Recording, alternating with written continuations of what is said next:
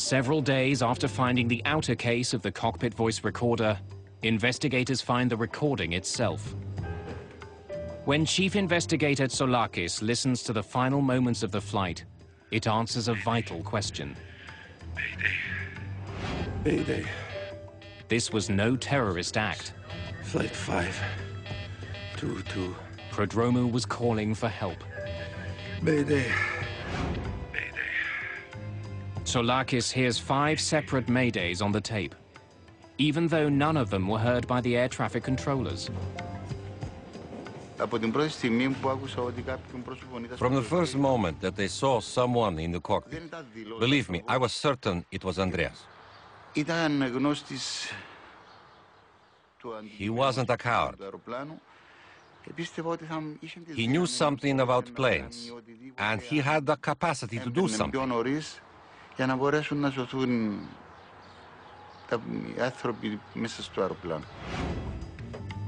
fact, Prodromou had his commercial pilot's license. It was the first step towards his goal of becoming a captain for Helios.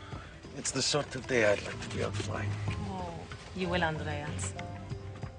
But all of his training wouldn't have helped save the jet. When he was seen at the controls, Flight 522 had been in the air for almost 3 hours. And the reason the Helios plane seemed to veer away from the F-16s following it was because its left engine was out of fuel. No matter what caused the alarms to sound, the ultimate reason for the crash was simple. The DFDR and CVR gave us absolute proof that the plane ran out of fuel. And this was the cause of the crash.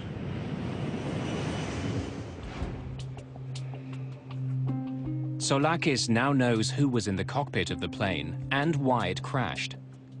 But to fully understand the mystery, he needs more information.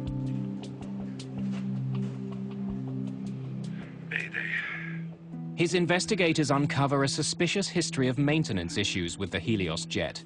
Issues that could help explain what happened on Flight 522. Less than a year before the crash, the same aircraft had suffered a rapid decompression.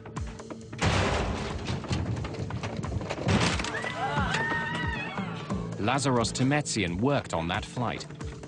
I was in the back of the aircraft at the time.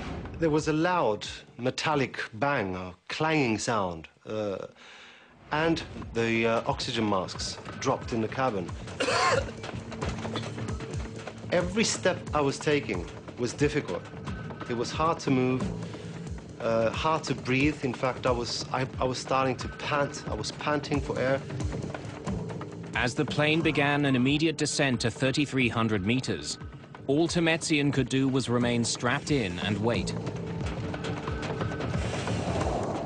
Once the plane reached a safe altitude, Temetsian inspected the rear door and was shocked by what he found. I noticed that the aft service door was not fully locked. The hinges on the top and the bottom of the door were kind of displaced. I could pass my hand right through. There were no injuries, and the plane made an emergency landing, and the door was inspected. There were more recent problems as well. A Helios ground engineer tells Tsoulakis that on the very day of Flight 522, the 737 had another problem with its back door. When we checked the flight log for the trip, we saw that we'd have to do some unscheduled maintenance. The plane had arrived in Cyprus just after midnight on August the 14th. The cabin crew had heard loud banging noises and saw ice on the rear service door during the flight. It was scheduled to take off again just hours later. Soon after it landed, engineers began checking the problem. To make sure there's nothing wrong with the seal on the door, the engineers run a pressurization test. During normal flight, a plane's engines force air into the cabin. To ensure oxygen circulates during the trip, small valves in the rear allow some of it to leak out. A pressurized airplane essentially is sort of like a pressurized can, Well, we pressurize the airplane so that the people inside can survive the environment that the airplane likes to operate in.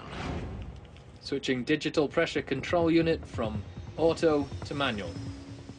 Without the jet's engines running, the engineer uses the plane's auxiliary power unit to force air into the aircraft, and the cabin is pressurized for several minutes. It's like looking for a leak in a tire. In this case, what you're having to do is pressurize the aircraft, use a barometer, essentially, to monitor the pressure inside, and look for leaks that way. But there's no indication any air is escaping through the back door. In this case, they felt that it was all right, and they completed the test. The entire jet seems to be in good working order. After performing a series of additional routine maintenance procedures, the engineers signed off on their technical log. Investigators are faced with a dead end. Explain again how you tested the pressure. An explosive decompression could have explained the tragic events of Flight 522. If the oxygen had been suddenly sucked out of the jet, everyone on board could have been overcome. But not only did engineers check the problem, when the F-16s approached the plane near Athens, no damage was seen. There was no indication that the fuselage was punctured. Investigators are still struggling to solve the mystery. What had overcome the passengers and crew of Helios Flight 522? And why was one flight attendant apparently unaffected? The discovery of one small switch holds the key to the entire crash.